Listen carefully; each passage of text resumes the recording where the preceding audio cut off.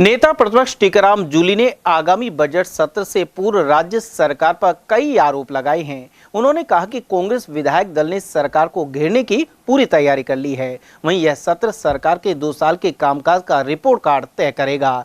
नेता प्रतिपक्ष ने कहा कि सरकार की एक नई परिपाटी बन गई है। पहले बजट में बढ़ा चढ़ाकर घोषणाएं की जाती है और बाद में फीजिबिलिटी नहीं होने का हवाला देकर उन्हें निरस्त कर दिया जाता है।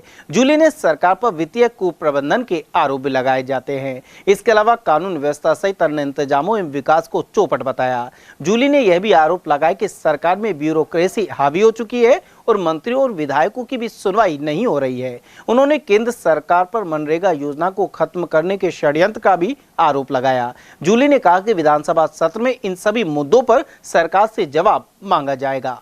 जो बजट सत्र इस सरकार का आएगा, हमने अपनी तरफ से पूरी तैयारी की है। ये जो सत्र रहेगा, ये इस सरकार की 2 साल की परफॉर्मेंस भी तय करेगा और इन 2 वर्षों में जो बजट ये लेके आए हैं, क्योंकि उसकी सारी जो है हमने डिटेलिंग कर ली है कि क्या स्थिति, कितना कर्जा पूरे राजस्थान पे हो गया है, FRBM की लिमिट को कहाँ तक ये पहुँच चुके हैं, कितना कर्जा ले रहे हैं और कितने ब्याज में राजस्थान की जनता का पैसा जा रहा है, वो सारी चीज़ें हमने पूरी तैयार कर ली हैं। और विशेष रूप से बजट में घोषणाएं करना, तो इन लोगों की एक आदत हो गई है कि बजट में जो मर्जी घोषणा कर दो, लेकिन बाद में उसको ये तय कर दे कि भाई इसकी फिजिबिलिटी नहीं है और ये कह के उन कार्यों को निरस्त कर दो। ये पहली बार इस सरकार में देखने को मिला है। पहले होता था, कभी कभार कोई एक आधा काम ऐसा होता था कि जो बजट में घोषणा होने के बाद में कोई ऐसी परिस्थिति बनती कि वो काम नहीं हो पाता था, तो उसका कारण होता था। ऐसा कोई कारण कभी नहीं आया कि सब ये कार्य तो फिजिबल नहीं है, तो ये तो बजट घोषणा से पहले देखा जाता। तो ऐसी स्थिति इस सरकार की है। मैं समझता हूँ ये बजट जो है, ये अपनी भूमिका सिर्फ निभाना चाहेंगे, एक प्रकार से जो प्रक्रिया उसको पूरा करेंगे। बाकी कुछ नया इस बजट में मेरे को तो लगता नहीं है लेके आएंगे, क्योंकि पुराने जो बजट आए मुद्दे, तो स्टैंड तो पार्टी का राजस्थान की जनता के साथ में है। जनता के जो हित की है वो बात सारी करेंगे। जो बड़े मुद्दे यहाँ देखिए, राजस्थान में तो रोजाना तो एक्सीडेंट हुए, रोजाना आग लगी है, हॉस्पिटल इनके सुरक्षित नहीं, स्कूल इनके सुरक्षित नहीं। स्कूल में जाए तो स्कूल गिर जाए, हॉस्पिटल में जाए तो आग लग जाए, सड़क पे जाए तो डंपर कुचल दे, बाहर जाए तो गैंगस्टर गोली मार दे। कहाँ इस राज्य में आदमी रहे तो रहे कहाँ। और जो योजनाएं थी, पेंशन है वो समय पे नहीं आ रही है, पालन आ रहे वो समय पे नहीं आ रहा है, स्कॉलरशिप है वो समय पे नहीं आ रही है, भर्तियां हैं वो समय पे नहीं हो रही है, किसान को यूरिया नहीं मिल रहा है, बीज नहीं मिल रहा है, खाद नहीं मिल रहा है, कोई मतलब नहीं है। तो ऐसी सरकार जो ये आई है, इसकी स्थिति तो सबको पता है। तो इन सारे इश्यूज को लेकर जाएंगे विधानसभा में, जनता की बात को विधानसभा पटल पे रखेंगे और सरकार से जवाब मांगेंगे कि जवाब दे। वैसे तो देते नहीं है, भागते हैं, मंत्री तैयारी करके आते नहीं, और पूरा जो इनका रिकॉर्ड रहा है, आश्वासन देते हैं, पूरे नहीं होते, उनको ऑनलाइन और हटा दिया कि कोई देख नहीं सके। तो ऐसी जो प्रक्रियाएं इनकी चल रही हैं, वो बड़ी, मैं समझता हूँ, गंभीर है। इसको बहुत सोचने और समझने की जरूरत है। उसको लेके हम जो है विधानसभा के अंदर हमारे सारे विधायकों से चर्चा करके, क्योंकि सब अलग अलग जगह से आते हैं, वहाँ के क्या इश्यूज हैं, उन सबको लेके आने वाले समय में रणनीति हम बनाएंगे।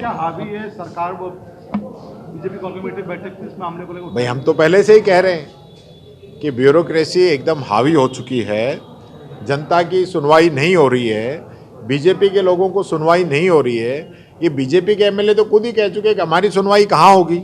अब चलो पंचायत राज और नगर निकाय के चुनाव आने हैं, तो इन्होंने बीजेपी के कार्यकर्ताओं की तो जन सुनवाई कर दी, पर जनता कहाँ जाएगी? जनता की जन सुनवाई कौन करेगा? पहले तो ये बात हम कह रहे थे, अब खुद बीजेपी के लोग कहने लग गए कि हमारी सरकार में हमारी नहीं चल रही है, ब्यूरोक्रेसी हावी है। और हालत ये हो गई कि पहली बार ऐसा हुआ है किसी सरकार के अंदर कि चीफ सेक्रेटरी अपनी बदली करा के खुद चला जाए इनके हालात देखते हुए। प्रिंसिपल सेक्रेटरी तो सीएम को हटा दिया जाए। कितने ऐसे अधिकारी हैं, extra charge, extra charge, extra charge, extra charge, हर लिस्ट में एक्स्ट्रा चार्ज। तो कोई सिस्टम तो है नहीं।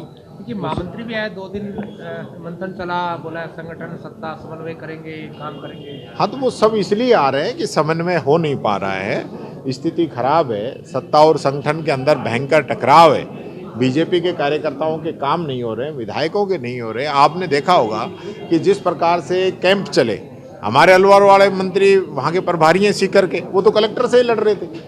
अब ये स्थिति है। आप मैं देख रहा था एक लेटर वायरल हो रहा है केंद्रीय मंत्री जी का, वो भी किसी अधिकारी को हटाने के लिए लिख रखा है उन्होंने, उस पर कोई कार्रवाई नहीं है। यानी कि ये कैंपों में जा रहे हैं। अभी मदन दिलावर जी गए कैंप के अंदर, कोई मिला ही नहीं।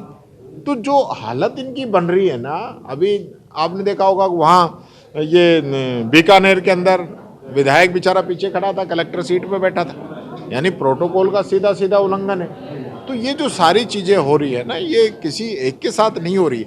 विपक्ष को तो आप ये कह के कि भाई विपक्ष के लोग हैं, हमारे लोगों के, हमारे चुने हुए विधायकों का पत्रों पे आप नाम नहीं लिखवाओ, जो शिलान्यास पट्टिका है, उद्घाटन पट्टिका है, उनमें नाम नहीं लिखाओ, उनको प्रोग्राम में बुलाओ नहीं, और आपके बीजेपी के जो पदाधिकारी हैं उनके पत्रों के अंदर नाम लिखे जा रहे हैं, जो कि संवैधानिक रूप से गलत है।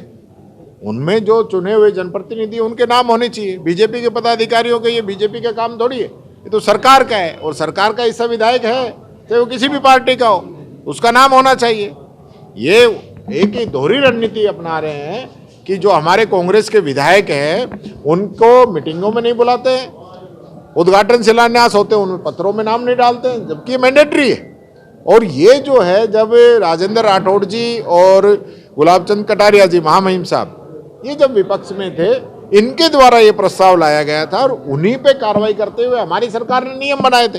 तो हमने तो कभी ऐसा कोई बात की नहीं, इनके कहने से नियम बनाए और उनका आज यही फॉलो नहीं कर रहे हैं, तो ये गंभीर विषय है।